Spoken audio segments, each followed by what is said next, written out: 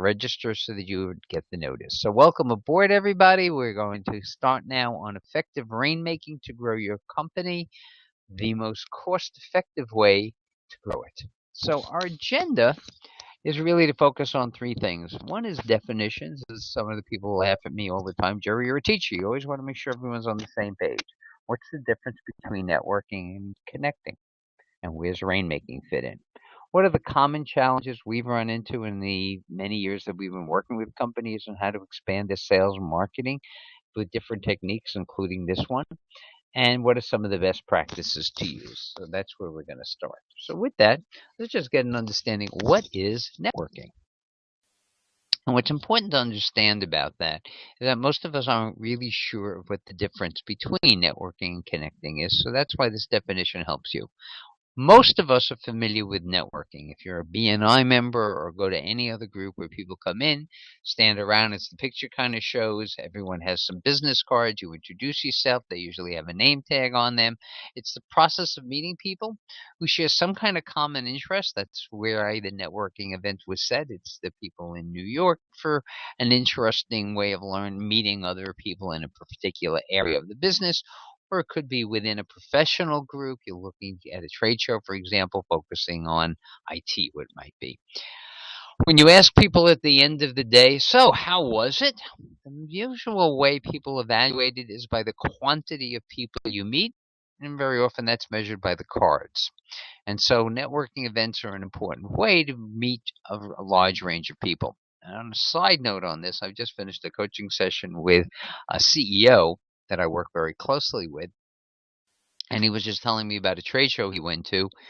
He, on purpose, went to a number of key booths where he thought there were things that he would like to learn more about those companies. He explained to them that his company is growing, it's moving, it has an opportunity to bring in new vendors, and not one of the companies did follow up. And this was about 4 weeks ago. So again, if you're going to go to a trade show or any networking event, its only value is the follow-up. Collecting cards just means we're losing trees. Why does networking often fail? Some 6 reasons that just summarize everything if we think about it. So you say, I join an organization, I'm there to network, and then you don't go. You're too busy, I don't have time to go, etc. So surprise, surprise, at the end of the year when they come to you, would you like to renew and become a member again? You say no because I didn't get anything out of it. That's because you didn't go. Or maybe you show up, but you don't interact. You come with your friend, and you sit and you grab something to drink or eat, and you sit and stand and talk about it. But you don't really interact with all the other people. For some of us, I'm one of them, we're introverts. It's a little harder to reach out. There are all kind of techniques to do that. We can talk about some of them today. But the point is, it's about interacting that makes networking work. Or what you do is you come to an event. For example, it's a dinner celebrating certain achievers within your industry or a program. For example, Smart CEO runs these award dinners, and there's a networking event before it, and you skip the networking event. You just come for the meal or the presentation. Surprise, surprise, didn't meet anybody except those people at your table, and given the fact that there were 66 tables and you only met the 10 at yours, that's why you didn't meet the other 600 people. You mingle with people you know. We all like to go with people that we know, and then we tend to hang out with them. To go with is really to meet other people. That's what networking means. You go in there without any kind of concept of what it's about. What can you give? What can you get? What is really the purpose of it? No purpose leading you to where to go, and you don't do it. And the final part, you think that really networking is just handing out cards. No, it really isn't, especially with the waste paper baskets full of them. Let's take the second issue. What is connecting? Connecting is a slightly different process. It's a process of creating a mental or emotional association with someone to build a relationship upon. So it's about actually going beyond just, hi, I met you and I know your name. It's the understanding the person, what drives them, why life is important, and why you think this area that you have in common is something that you could both do something substantial with. The concept of networking process means you're actually building rapport with each other and trust. You get to know each other, you get to trust them. It's a give and take relationship, and notice the key word we start with is you first give and then you take, and we'll talk about that many times. And the ultimate goal of a great connected relationship is one where there's a win-win for everybody. So it's nurtured by the good intentions people have to help each other, and the value is assessed by over time how much each person got it. So in essence, it's measured by the quality of the relationship. Rainmaking is going to be about connecting. Some of the common connecting mistakes that we often see is people go to an event where there's an opportunity to connect, but they have no strategy to give or to get. They haven't thought through what's the real purpose. So, for example, I run a program in New York on the final Friday of each month generally. It's called the Executive Breakfast Club. It's for CEOs and managing directors and partners of companies. And some of them come in there and they know what the topic is and they know how they can relate to it and learn and how they can give to other members of the group as we work together on these roundtable issues to work. Others come in there and they have no idea, like a deer in headlights, and therefore connecting is much more difficult. If you know where you're going, and there's an opportunity to do so, especially in a trade association, you can research the people who are going to be there. The more you know about them, the better it is. So if you have a list of attendees, great. Most organizations don't give that out.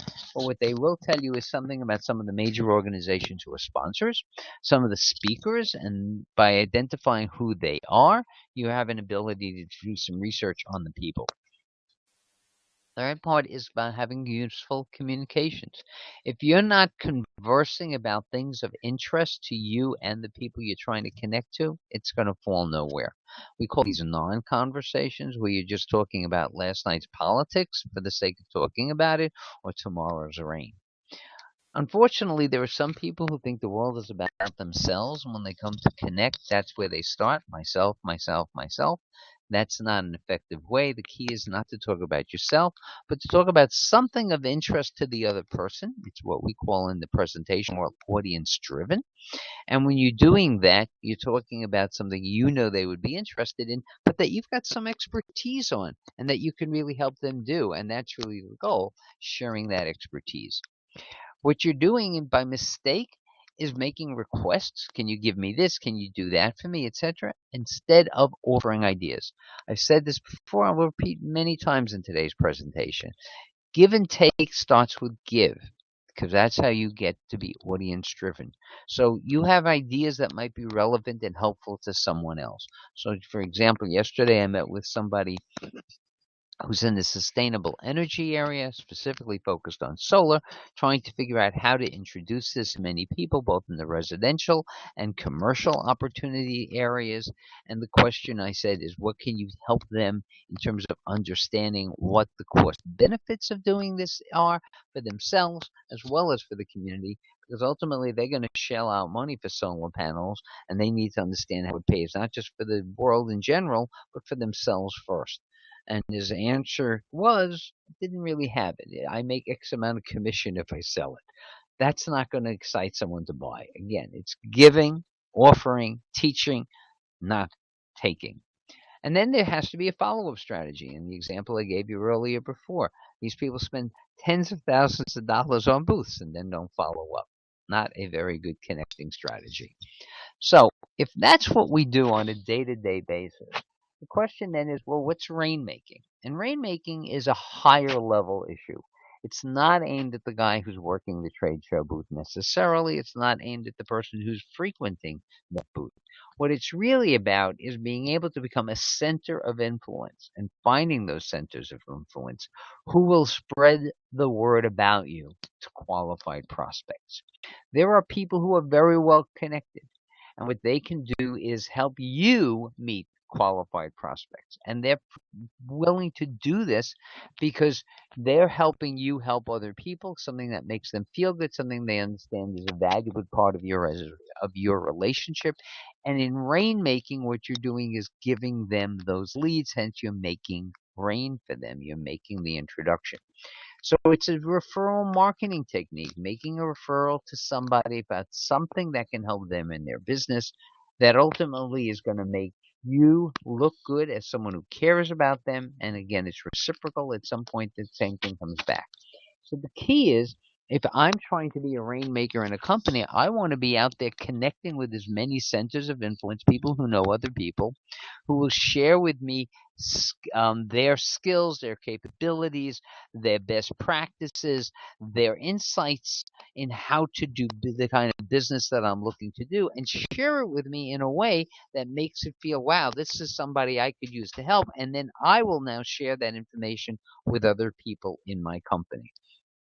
So, for example, if I go to an event and I'm learning all about cloud computing, and I have one person who sits down and does a thorough analysis of how the world is changing in a couple of years and how it's going to be able to save time and money and how you can position each growth in using cloud computing at a different stage, I now will take that information and share it with people I know who are looking to get into cloud computing and have a growth path, not just a vendor that's taking over for the managed service provider. And so I can provide a very qualified lead for this person because I know people now who are looking for it. So the key is to understand that referral marketing is focusing on providing your company with the qualified leads it really wants, and that's the value you can play. So why be a rainmaker? Well, one of the reasons is nobody today likes making cold calls. It's just something that's really hard to do. People don't generally like it. For those who like it and are good at it, congratulations. The fact of the matter is, reaching people is not easy. And especially if you're reaching in a residential area or even in a business, we have gatekeepers who stop you from getting in. So you can make a lot of calls before you actually can reach somebody. It's one of the reasons we now have power call systems and we have robocall systems, different tools to help the cold callers get through. But that's why I've said from the very beginning, rainmaking is a very cost effective way of getting business, because what it's doing is helping you link directly to experts who can help in your business and therefore become qualified leads. It produces, on the second level, much more profitable customers. Why? Because if I provide a referral to you of someone I think could really benefit from your service, then what happens is there's a level of trust that's gone through me and rapport, and the net result is you're more likely to reach out to that person than you would any other way.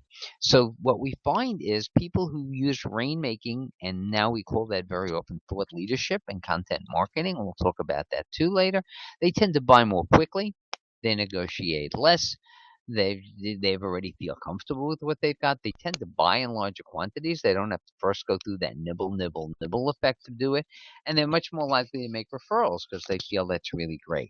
So rainmaking ultimately means educating and enabling other people to communicate your brand value, which obviously means you need to know it and you need to communicate it. A perfect example of this kind of thing is seen through a company, an organization such as Vistage. I work with Vistage. It's 20,000 CEOs and trusted advisors, small business operators trying to build their business. And what inevitably happens is in the small tiger groups that we have, the brain trust groups, somebody says, I'm looking for somebody to help me. I'm looking for a great accountant, for example. My accountant is just moving to California now. Can anyone recommend it? And because you trust all those people in the group, they become rainmakers because they can share with you, well, listen, you should call my friend Bob. He's been doing my books for years. He's really very valuable. And because I know you, I've already got the trust. I'm willing to talk to this person, probably buy much more quickly, and not have to do a whole lot of credential checking. Because if I know you and you're growing successful and you've used it, it's probably a good thing to do. So it simplifies it. What makes Vistage a real super engine for doing this kind of thing is after I meet Bob and I hire Bob, because it's a monthly accountability system, people at the next month will say, so how'd that new relationship with Bob go? And I'll tell them, oh, I really liked it. Unlike my other accountant that only looks at what we do once a year, what Bob does is he actually comes in twice a year in between and does a check on what we're doing to see if we're on track or not. And it takes an extra time in one event to go through our expenses and help us reduce some of the expenses we have. In fact, I would actually call him a proactive professional in a world where most people are reactive and just going after their feet. Now everyone around that table says, wow, he got referred and he's now got a new branding position for this person, and then they can tell all their friends, because the key to Vistage people as CEOs is they're people who are well into their community, and they have lots of people for whom they are opinion leaders and who follow through on what they do. And therefore, the network effect is one leading to another and leading to another. And so we see this happening all the time. People getting lots of business through that kind of relationship. Again, it's about connecting and then knowing what you're doing so that you can do this relationship. The common challenges that we find people have all the time is that people say, "Well, I don't have time to go to a connecting event or a networking event um, because you know something, I have a business to run and I can't do it." And that's very true. If you're a small company and you're in the service providing business and the service growth business, it's difficult. My trusted advisor group, which is generally smaller businesses or teams within gigantic businesses, like an ADP or Morgan Stanley Wealth Management, but these are teams of group of people who are working together. They're working on serving their clients and at the same time trying to grow the business. And it is difficult. But the answer is it's done. That's how every big company came through. It's through effective time management, a key skill that Rainmaker needs to have to be able to make it work. Keith Ferrazzi wrote a book called, his company is called Ferrazzi Greenlight, Never Eat Alone. It's how do you use that opportunity for something you're normally going to do, like have lunch, to actually use for also business of connecting with other people, etc. So again, time management gives you that extra time, and leveraging everything you're having and making sure that every client knows exactly what makes you special is really the critical part for them to become rainmakers for you. If they simply become transaction users, you've lost out on a great opportunity. Second part of it is a lot of people go to their personality. I'm an introvert. I'm uncomfortable in social settings, so I don't really want to do this. Well, it's interesting is two parts. First of all, I'm a social personality psychologist, and personally, I'm an introvert, so I really do understand both sides of this thing.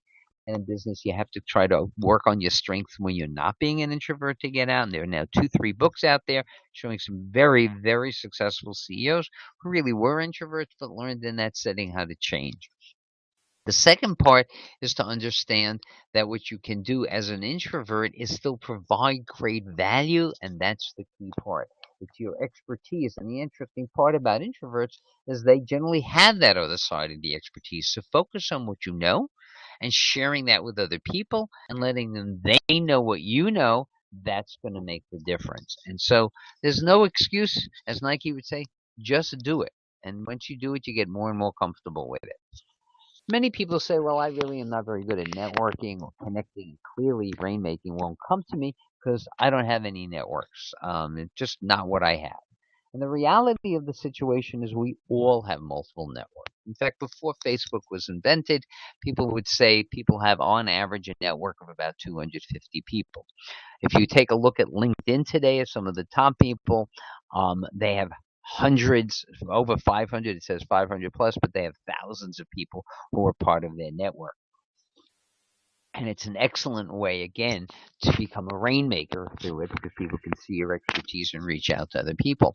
The key is for you to understand the difference in the networks. And this graphic is really made the point to say we're part of many different networks.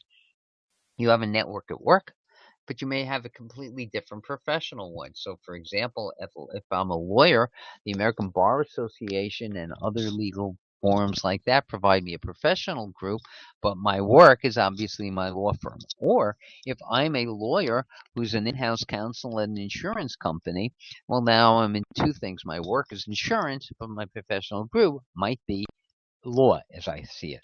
We have strategic partners, vendors who we work with. They're part of the group that you could be working with. You have your social. Who do you socialize with?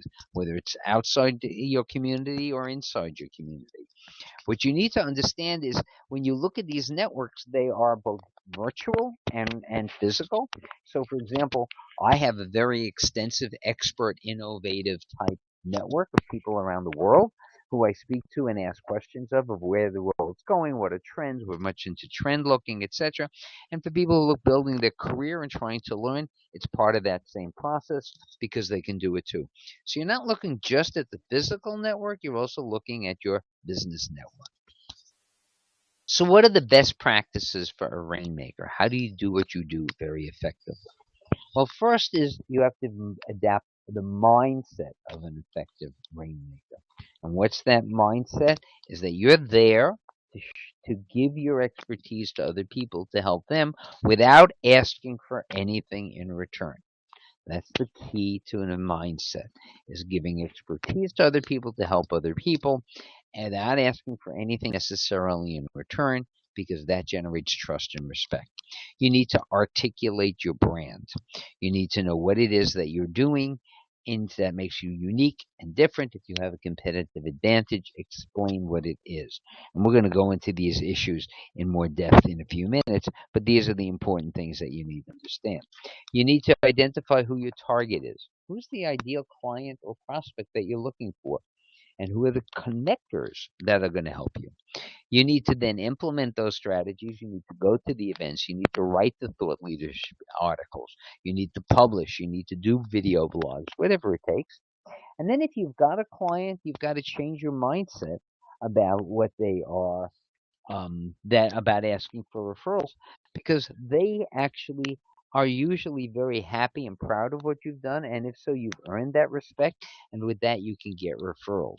And it's the most effective way to do that, because again, someone says, "I used Bob the accountant. He saved me last year $10,000 taxes I would have spent with the his insights in doing this." And being proactive, he saved me another $10,000 in unnecessary expenses we've been paying by helping me renegotiate some of our contracts.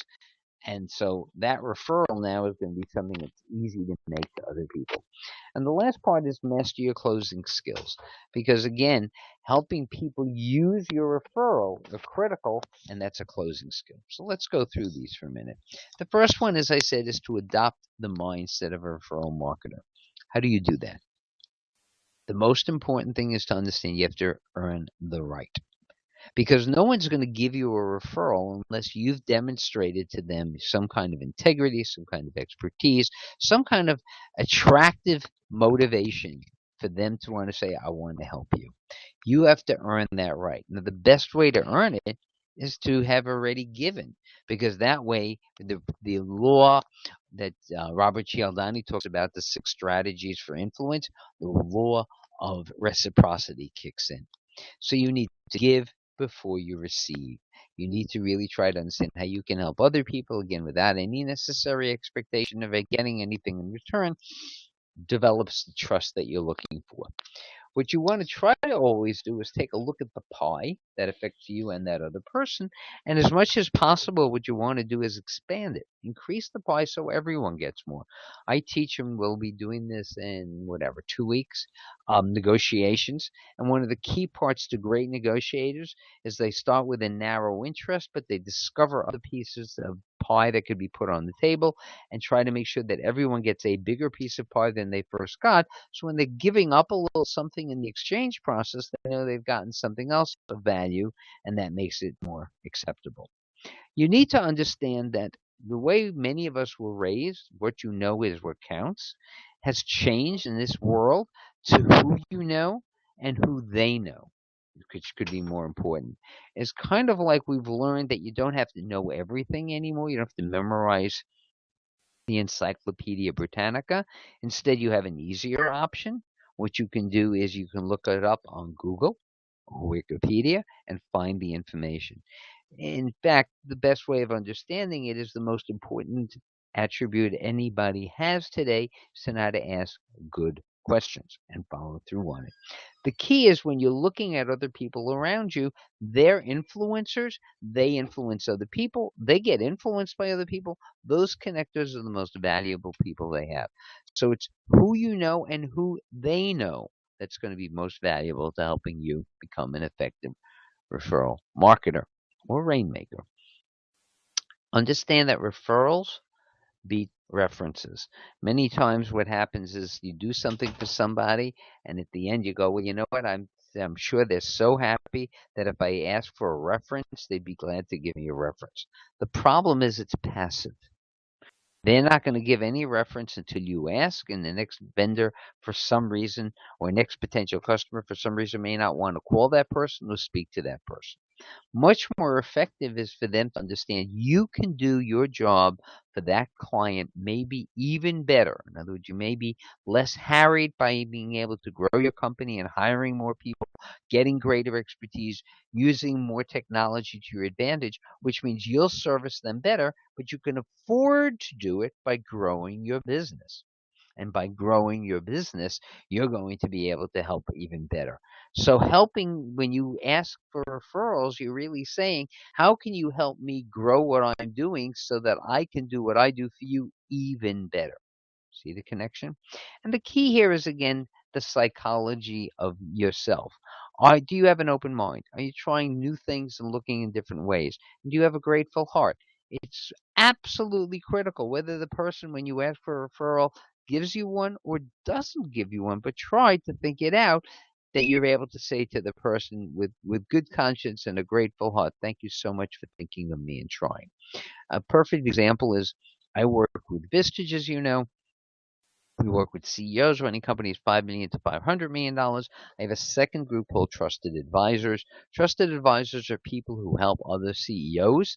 So, for example, I could be a small accountant helping a larger company by doing the best accounting that I can do. One of the things that I do is I work to try to make everyone a rainmaker, provide business for other people by teaching them how they can show their expertise. So when people look at them, they go, wow, this guy's an expert and can help me. And one of the ways in which we do that is by posting articles and starting discussions on topics that people would never think about. And one of the things that comes out of that is very often trusted advisors run into clients who are working really hard, doing a really good job, but they're not succeeding at the level they should. As one person recently said to me, I'm probably putting in 10-15% more time this year than last year, but I'm down 10-15% in my revenues and my profits. I'm not sure what I'm doing wrong. And so the trusted advisors are actually incentivized to say to them, Jerry might be able to help you. So they make a referral to me. I explain to them the value proposition of Vistage.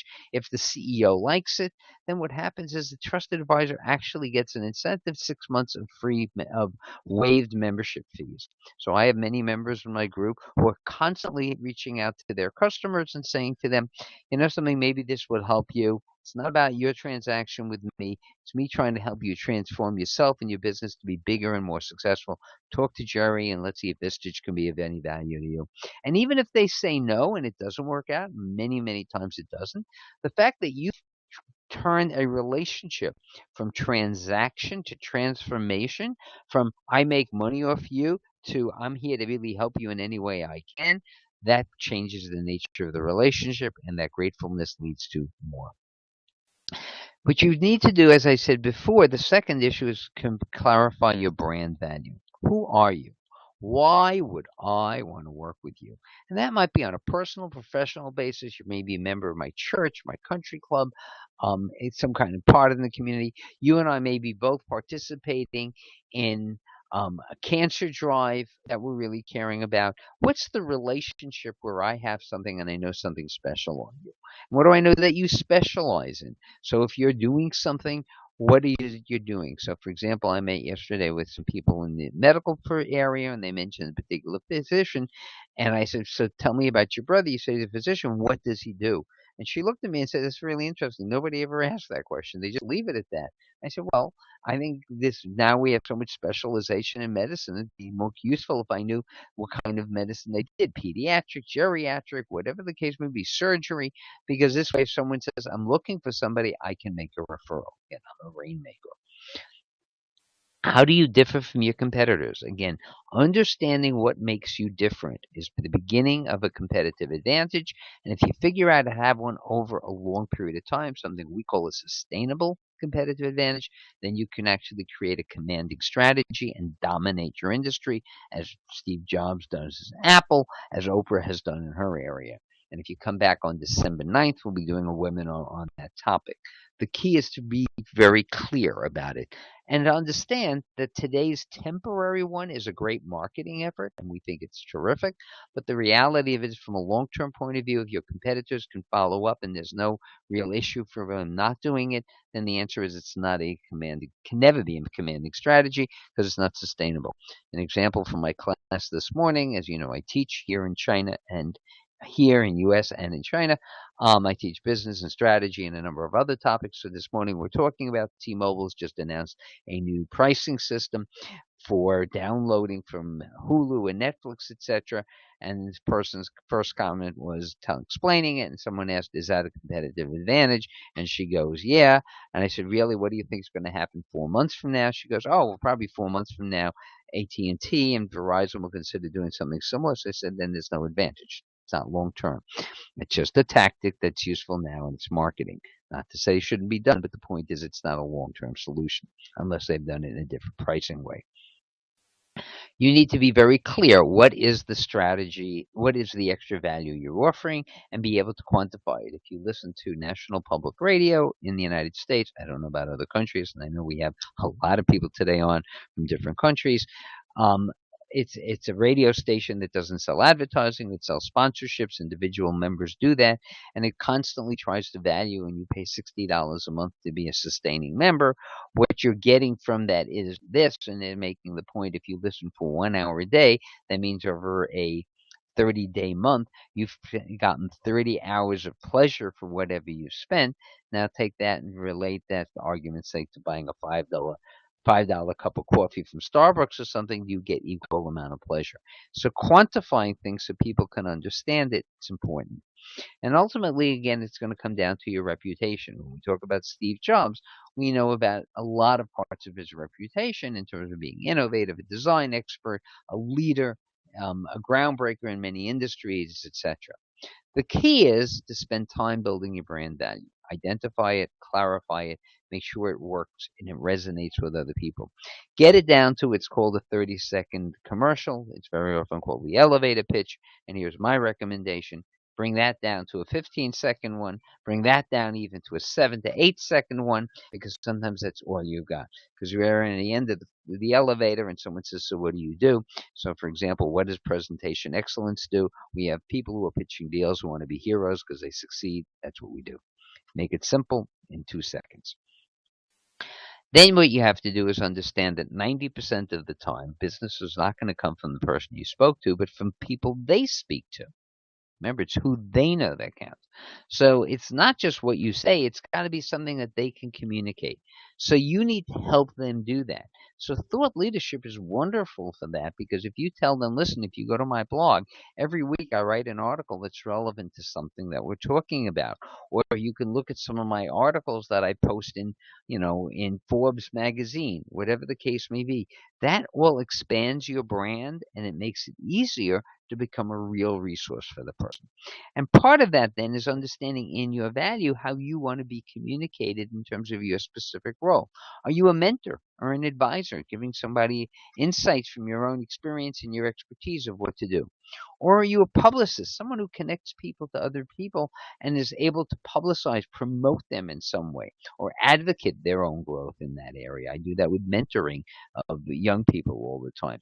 Or are you a talent scout looking for really good people? Increasingly, people come to me to help them do second interviews on candidates that they're not 100% sure of, understanding that 1 out of every 2 hires fails. How do you do that and do it so you're going to run an 85 to 90% hit rate? And it might be just something where you know where to purchase things and how to buy it better, what kind of quantity, what kind of time frames are going to make a difference to be able to do it. You want to, in helping them communicate it, is just give them a line that doesn't mean anything, but give them the social proof, the testimonials, the public presentations, whatever it is that might have hard facts that show why you're successful. So if I run into an attorney and I say, "Listen, given your situation, it's a really difficult case. You want an expert working with juries, I think, in this. And you might want to talk to John Smith, because I got to tell you something. From what I understand, he's done over 160 jury trials, and he's only lost 2. Not many people can say that. Makes it easier for you now to communicate. This guy wins almost everything." third part you want to do is target who your audience is. And that's really what's important. Who is it that you want to know what you're telling? How do you want to get that information across? So you want to find out who is the ideal prospect.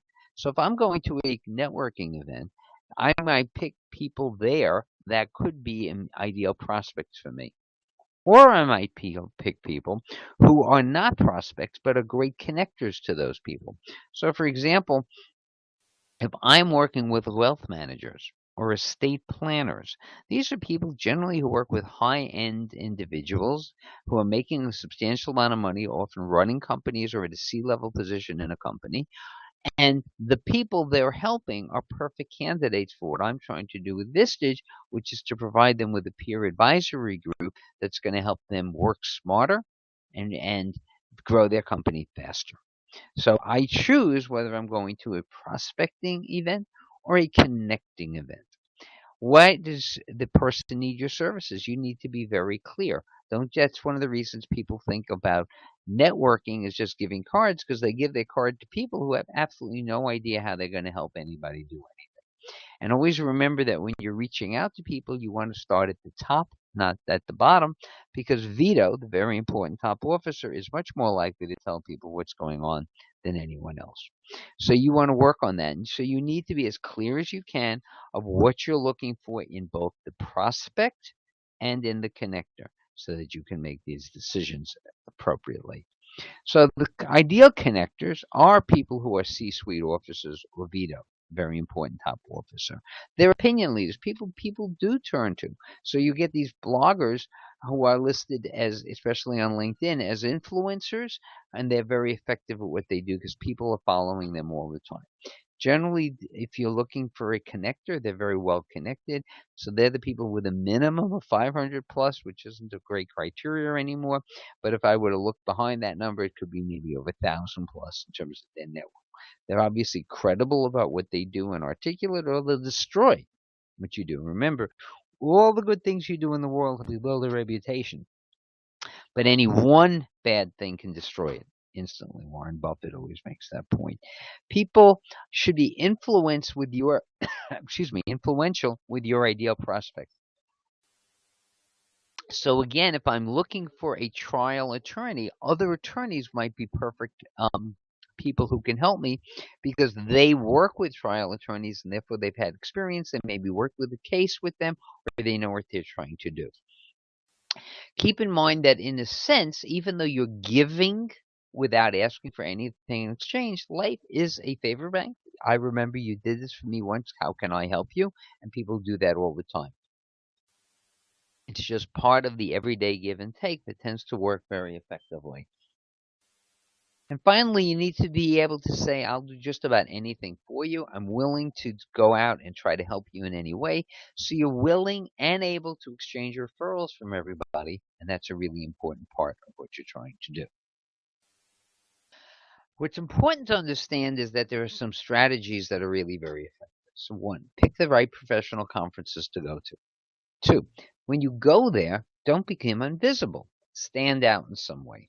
One answer is become a speaker, which means if you want to be effective at becoming a rainmaker through shows and you want everyone to know who you are so that you can attract the rain, what you want to do is plan in advance which shows to go to and then speak to the people in advance. It could be 6 months in advance, a year in advance to become a speaker there. You want to, again, attend events which attract connectors. So, for example, there is here in New York, and it's in many other cities, something called the Association for Corporate Growth. It's a group that basically attracts middle market people who know people at all levels, investors, angels, private equity firms, venture capital firms, large investment banks. They're connecting all these people because that's what makes the grease keeping the gears going, and it's what lubricates it. And so these people are excellent connectors for that kind of thing.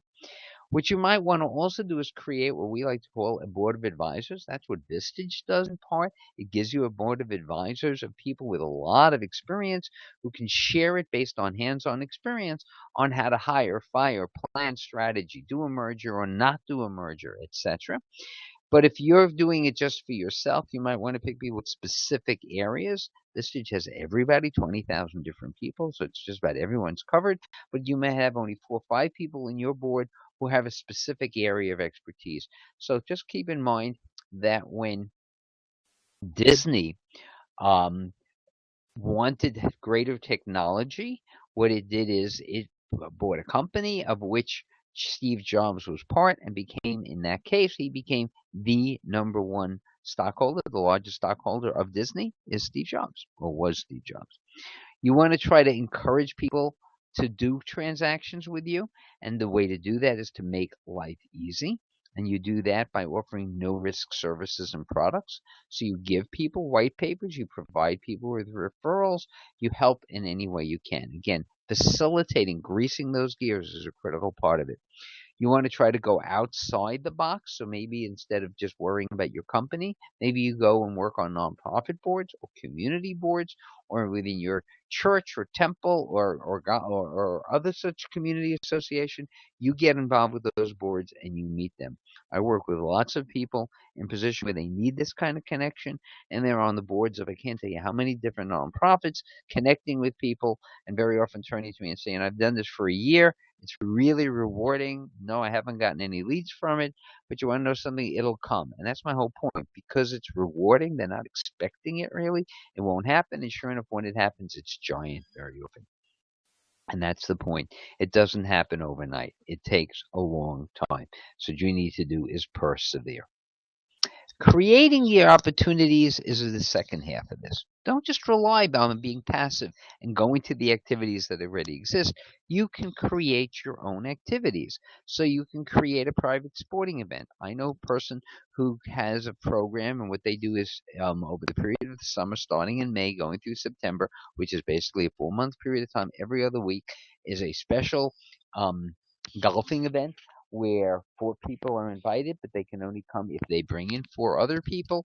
And as a result, there's 8 people who can interact with each other, and they're selected carefully as a way of getting to know each other and helping one another do things. You can do this through seminars, public events, a number of different processes where you invite connectors or prospects or both. You can also partner with other non-competitors to do that as a way of making it possible to do, and meet other people. So, for example, Marco runs something called the Microcap Conference. It brings in people who are small companies looking to raise money. It brings in investors who are looking to invest money. It looks at vendors who are looking to get these small companies as clients. It's looking at suppliers who know if they can help these clients, small companies grow. It's a win-win benefit for them as well, etc. The key is to work together and hosting these events so that you both have an opportunity to meet more people. And today, which wasn't true when I first started talking about this 15 years ago, there are many other ways of doing it, and obviously social media is one of the most powerful ones to do. Face to face is the most powerful on a short time period, but if you're willing to invest the time and energy, you can do that with LinkedIn, with Facebook, etc. Because in each case, you're building your brand. Each contribution you make online, whether it's a blog or an article or expertise or advice, is helping you build your brand. It allows you to find leaders and for them to find you, and it begins the introduction process. For this, obviously, LinkedIn is excellent, and I'm sure many of you have attended LinkedIn programs to learn how to use it. If you're not using it well, highly recommend do it. We have somebody new who's joined our presentation excellence group. She specializes in training people to use LinkedIn well, and I think she'll be with us in the spring webinars that we'll do in 2016. The next part of this thing that's very important, as I said, is you have to ask for the referrals. It's all about asking. When I first got started in this, I'd say to people, why don't you ask for referrals? I'd always get almost the same result. Are you crazy? If I ask for a referral, they'll drop me. They'll kill me. They'll ruin my relationship. And I said, wow, you must have a pretty lousy service or product if you're that afraid. Oh, no, my products and service is good. I said, well, wait a minute. If I use something that's really good, why wouldn't I want to share that with other people as long as it's not competing with what I'm doing? And then they stop. Okay, well, then they come back. Well, I don't want to use people, because, I'm glad to help them as a client, but, if I ask them for a referral, I'm using them. I don't really want to do it. they're going to think I'm imposing on them. And let's be honest about it. If they really knew somebody who really wanted my services, they'd probably be referring them already. Except the fact is, they're not doing that. And it's not because of that, it's because they're thinking about other things. You have to have top of mind for rainmaking to be able to make that referral. They're obviously panicked about damaging their relationship, which raises again that question, what's wrong in the relationship that you're not proud of the fact that you've helped them? And then the final answer comes out. Usually it's the five whys. Well, I'm afraid of rejection. And that's really what it's about. So here's the simple solution. You have to earn the right. If you've done things for other people, if you've done it expertly, if you're doing it well, then what will happen is people will be glad to help you out because it's, again, the rule of reciprocity. As a social psychologist, we've learned it. It really works. So it doesn't mean going around and intrusively saying, "Hey, does anyone know me that can give me a referral? Who do you know that can use my services?" You don't do it that way because that is intrusive, that is imposing, and there's no credibility, there's no expertise. But you need to understand that rainmaking ultimately is an ongoing marketing system in which you're helping your clients do what they normally do, which is help other people. And while they're helping people in what they normally do, such as accounting, when the person says, we're involved right now with a case with someone's gone bankrupt, and I think we should get an attorney in bankruptcy to help us out on this, you can instantly say, "Oh, that's great. Paul Gerard, fantastic. He's terrific. Let me give you his number and you can feel free to call him." And that makes it a lot easier because an accountant that would refer someone to help clients get through working with other clients who've gone bankrupt is something invaluable. I just had that with someone I work with. And this final part is you want to buy mind share. You want them to understand what makes you special. So if you've geared yourself to be able to turn the person into a rainmaker for you, that means you're making sure that they don't just use your service, but they really understand what's valuable. I used a phrase before called proactive professionals. It's the single biggest problem I see is that most professionals are not proactive. They don't go out of their comfort zone of getting paid for a service by providing additional expertise that they can show their other capabilities, to use a big picture, to understand other capabilities that they or their other connectors can use. And then that result is they don't get the referrals. I almost never met an accountant, for example, that got referred from someone else and someone's desperate and then they'll go, "Well, I've got someone, he's okay." Okay. I have an accountant in my Vistage group who is phenomenal, so proactive, and as I've watched the difference in the way he handles it, I realize if he marketed himself that way, which by the way he hasn't, he could get a lot more business that way. So what you want to do is wow people. And what you want to do is stay positioned through ongoing communications. Again, it's all about the follow up. Just because I meet you and I like you and I'm impressed by you doesn't mean I don't have a life. And I'm not going to think of other things that I can do that are going to make a difference. Finally, the last part, as I mentioned, is mastering your closing skills. It doesn't mean generating leads, it means closing them. You need to be able to go to the last part. It's a fascinating statistic that 50% of all salespeople, and rainmaking isn't really sales directly, but 50% of all salespeople never ask for the transaction, never ask for the close, they never ask for the sale. Amazing the number of studies I read that. They assume that now that I've given you all the right reasons to do it, you're just going to say, "Okay, let's go buy." No, you've got to ask for it. And then usually you'll discover some small objection, some small issue that's come up, and you can deal with it. Without it, that small thing starts getting larger and larger. So it means first qualifying your potential prospects to become great prospects and eventually becoming clients, and then always remembering which ones are most profitable. And profitable doesn't just mean spending a lot of money with you, it might also mean generating referrals. I have some people that are phenomenal with giving referrals, and they may not be very lucrative accounts, but their ability to be able to share with other people makes them very profitable in terms of the services we provide. You need to monitor your networking, connecting, and close rates. So what I'm saying to you is, if you're going to, in 2016, grow your company as substantially as we here would love to see you do, then what you need to do is have a real plan of action to go past networking in many cases, to connecting and to rainmaking, and keep statistics. Track what you're doing and see how you can get better and better at it. The leverage is just incredible, almost 100 to 1 if you do it right. So you need to keep polishing your presentation skills, your selling skills, your negotiation skills, and your closing skills. So let's put it all together. You can use rainmaking to grow your business exponentially. Not just not just linearly, but exponentially. Because each person who likes you can refer you to other people. Remember, there's 250 people in each of our networks. So first, start off with understanding what you want. Keep that goal in mind. If you're not focused, you won't get what you're looking for. You need to earn the right to referrals. You have to do your job professionally, expertly, in a way that makes the client feel terrific. You need to be able to articulate your brand value and then educate the clients, prospects, and connectors as to what that brand value is. Because if they can't communicate effectively, it's again that tree that fell in a forest and nobody heard it. Nobody's going to tell you the story about it. You need to increase your interactions with connectors. So in your CRM that you're using, code everybody as to whether they are a potential client or a referral person. And if you're smart and you're building a long term practice, then spend time with both. That's very important to do. So one of the reasons at Vistage I run both a trusted advisor group and a CEO group is I want Vistage is mostly focused on the $5 to $500 million CEOs, but my trusted advisors want to reach these people, and I'm out to help them, and therefore that's where the greatest benefit's going to be in helping them meet other people who they together can reach these CEOs. And finally, remember it's a creative process. There are no simple formulas that you just have to do tried and true that work all the time.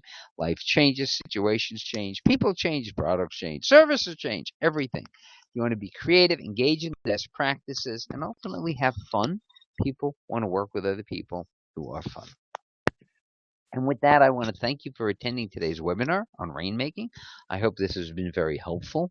We're almost at the end of the time, so there's one or two questions here that I will go through. And so the question, and then after that, just feel free to email me at jerrycon@presentationexcellencegroup.com or jcon at betterwayworkshops.com, and I'd be glad to answer any of these questions that you have.